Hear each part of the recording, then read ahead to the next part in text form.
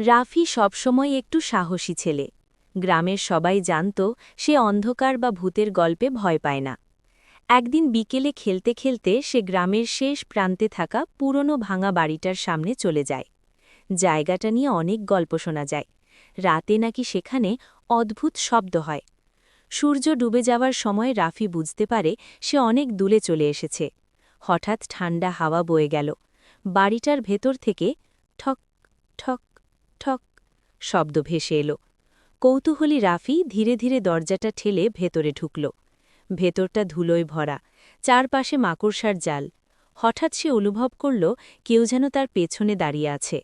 রাফি ঘুরে তাকাতেই দেখল সাদা ছায়ার মতো কিছু একটা সিঁড়ির কাছে নড়ছে।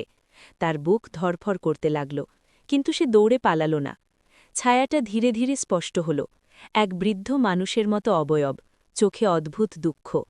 কাঁপা কণ্ঠে সে বলল, ভয় পেও না। রাফি কাঁপা গলায় জিজ্ঞেস করল, আপনি এখানে কেন?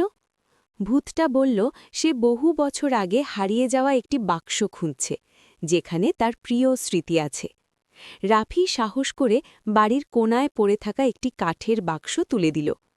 বাক্সটা হাতে নিয়েই ভূতের মুখে শান্তির হাসি ফুটল। মুহূর্তেই চারপাশে আলো ছড়িয়ে পড়ল। বৃদ্ধের অবয়ব ধীরে ধীরে মিলিয়ে গেল। হাওয়া আবার স্বাভাবিক হল। রাফি বুঝল সব ভূত ভয়ঙ্কর নয়, কেউ কেউ শুধু অসমাপ্ত স্মৃতি নিয়ে আটকে থাকে। বাড়ি থেকে বেরিয়ে সে দেখল আকাশে চাঁদ উঠেছে। তার মনে আর ভয় নেই, বরং এক অদ্ভুত শান্তি। সেদিনের পর থেকে রাফি আর কখনো অকারণে কাউকে ভয় পায়নি, কারণ সে জানে সাহস আর সহানুভূতি থাকলে অন্ধকারও আলো হয়ে যেতে পারে।